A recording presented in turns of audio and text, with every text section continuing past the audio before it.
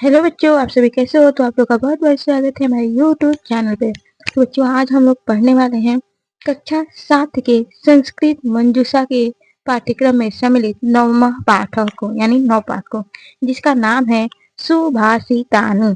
सु यानी कि अच्छा या सुंदर, और भाषित यानी बोला हुआ, यानी कि सुंदर बोला हुआ या अच्छा बोला हुआ, या हम कह सकते हैं सुंदर वचन।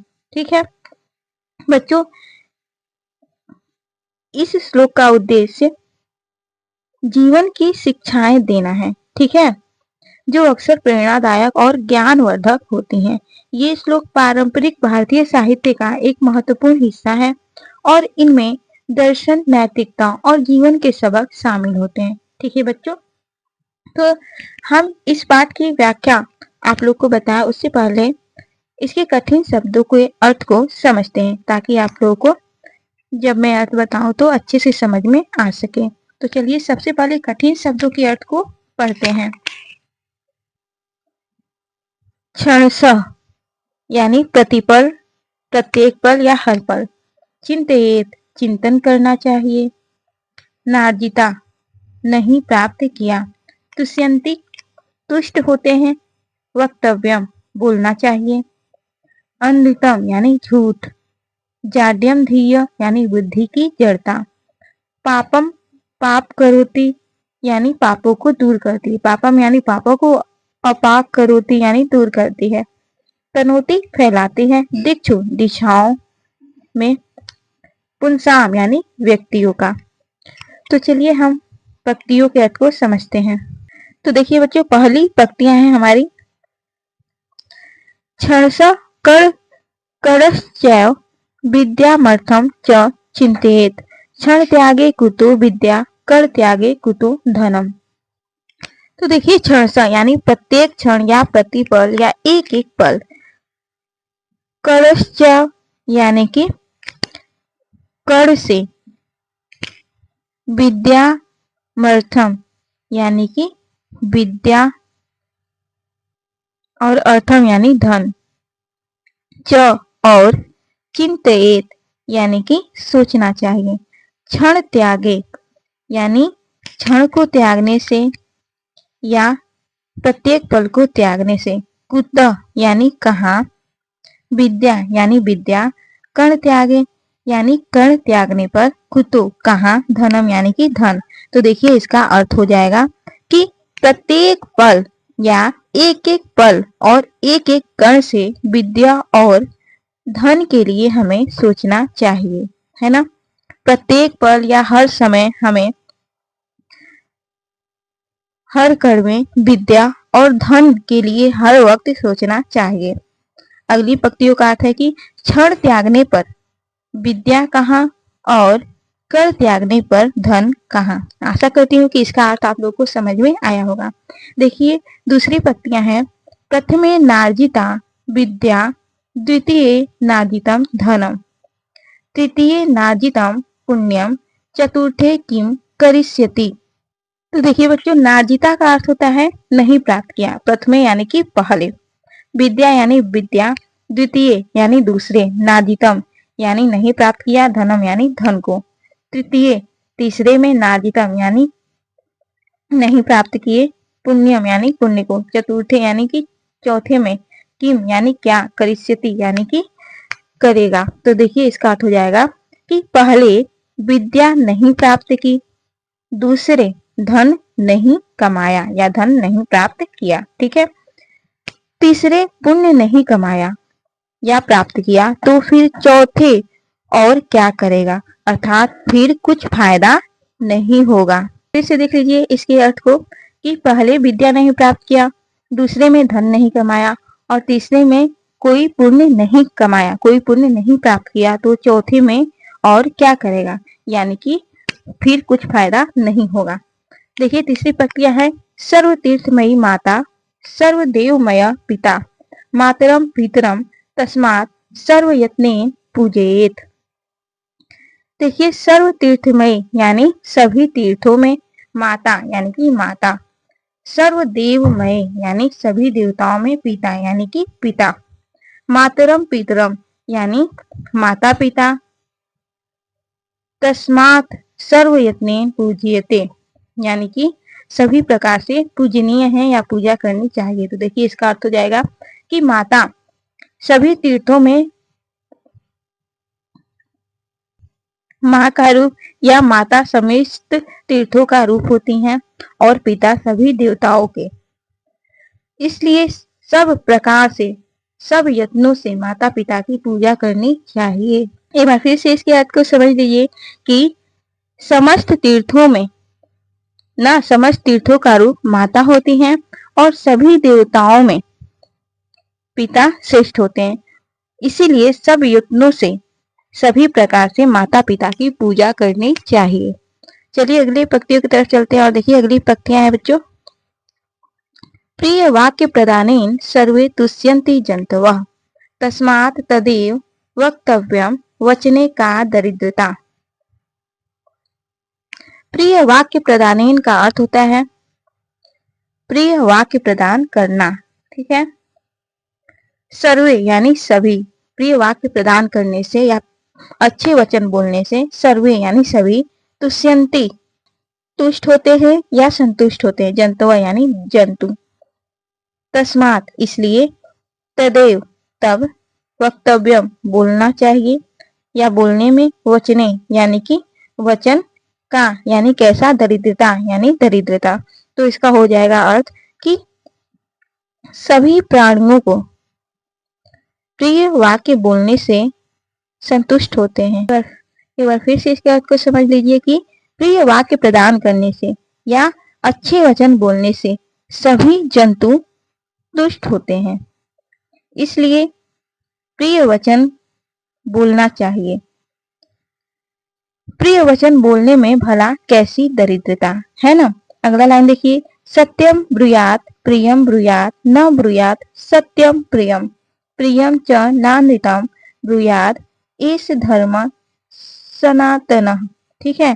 सत्यम यानी कि सत्य, ब्रूयात यानी कि बोलने में या बोलना चाहिए, प्रियम यानी कि प्रिय, ब्रूयात यानी बोलना चाहिए, न मतलब नहीं, ब्रूयात यानी बोलना चाहिए, सत्यम प्रियम यानी कि असत्य नहीं, सत्य बोलना चाहिए, प्रियम यानी प्रिय, च यानी और, ना अनृतम न धन अनृतम, न मतलब नहीं, अनृतम यानी झूठ, ब्रूयात यानी बोलना चाहिए, ऐसा धर्म सनातन, ऐसा मतलब यही, धर्म यानी धर्म, सनातन यानी सनातन है।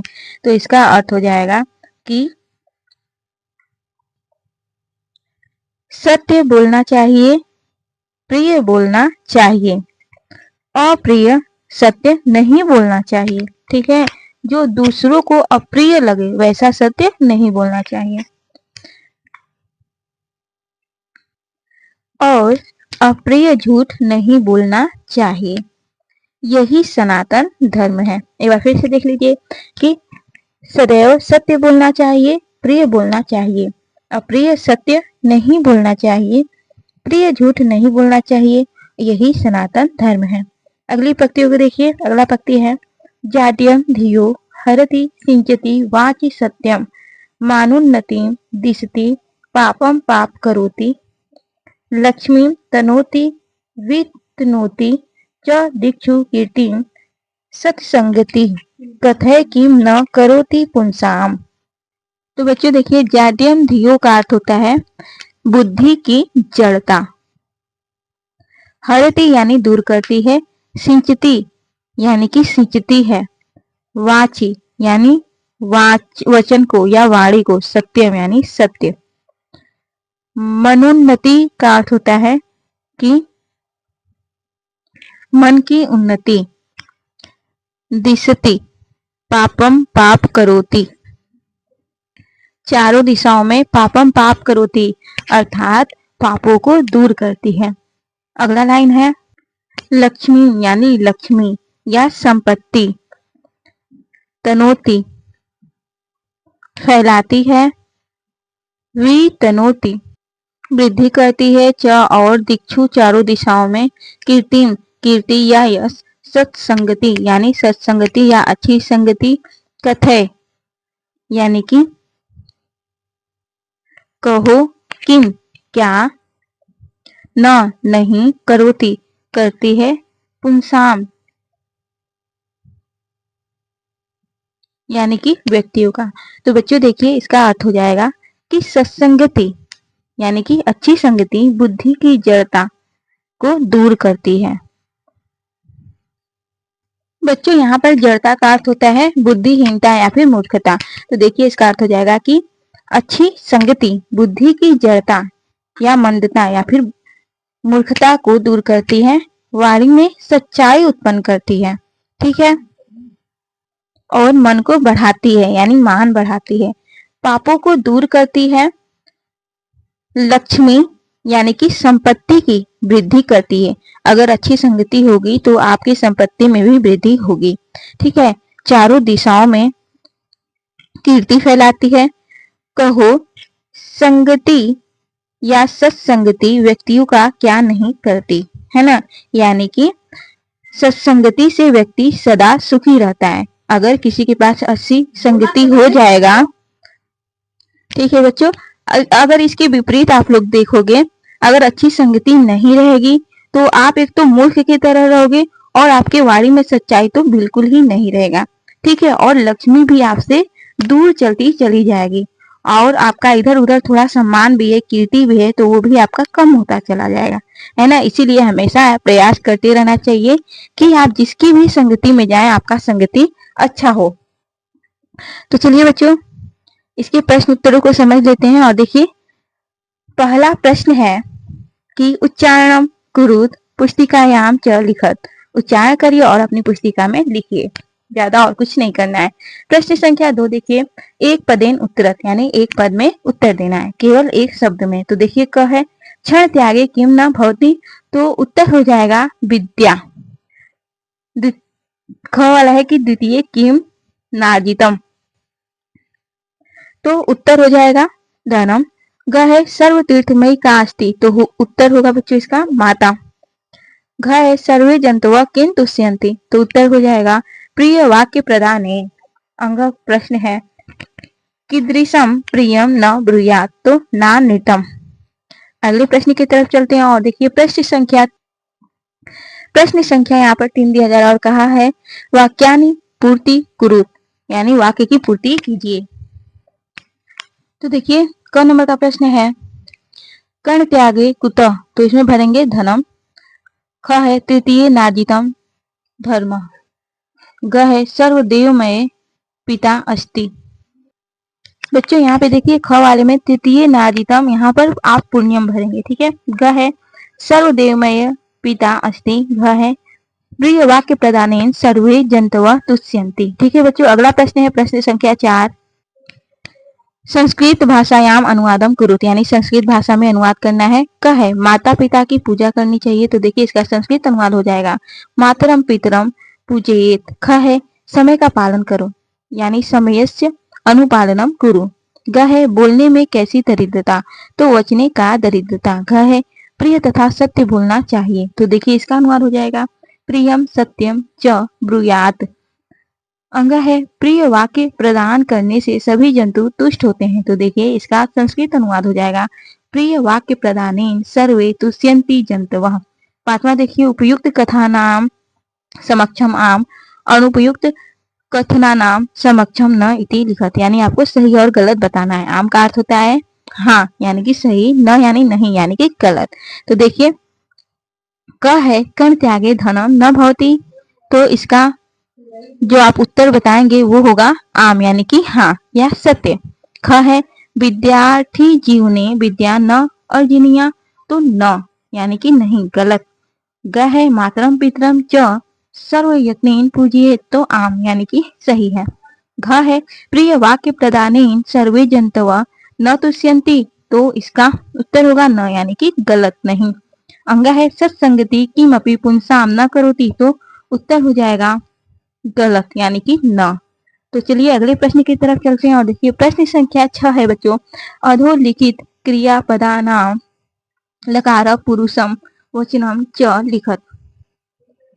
आपको इस प्रश्न में लकार पुरुष और वचन लिखना है। तो देखिए चिंतित इसका लकार है विधि लिंग लकार, प्रथम पुरुष का शब्द है और एक वचन का शब्द है। ठीक है। करिष्यति लेट लकार है, प्रथम पुरुष एक वचन। ब्रूयात विधि लिंग लकार, प्रथम पुरुष एक वचनम। सिंचती लट लकार, प्रथम पुरुष एक वचनम। 7वां प्रश्न देखिए है रेखांकित पदानि अधिकृत्य प्रश्न निर्माणम कुरु। रेखांकित पदों के आधार पर प्रश्नों का निर्माण करना है। तो देखिए बच्चों का है परिश्रमेण सफलता मिलती। तो यहाँ पे जो अंडरलाइन है ना, यहाँ पे आपको प्रश्नवाचक शब्द लिखना है। तो आप लिखेंगे केन सफलता मिलती। का है मधुर वचनेन जना प्रसन्ना भवंती। तो आप ऐसे लिखेंगे मधुर वचनेन के प्रसन्ना भवती। ख है व्यायामेन शरीरम स्वस्थम भवति। तो केन शरीरम स्वस्थम भवति। ग है मातु आज्ञाम पालयतम। तो आप ऐसे प्रश्नों का निर्माण करेंगे मातु किम पालयत। घ है वृक्ष है प्राणवायु प्राप्यते। तो आप ऐसे लिखेंगे के प्राणवायु प्राप्यते। आशा करती हूँ बच्चों कि आज का आप लोगों को क्लास अच्छा लगा होगा और वीडियो अगर अच्छी लगी हो तो प्लीज वीडियो को लाइक जरूर कीजिएगा। तो मिलते हैं अपने अगले वीडियो में एक नए लेसन के साथ। तब तक के लिए बच्चों धन्यवाद।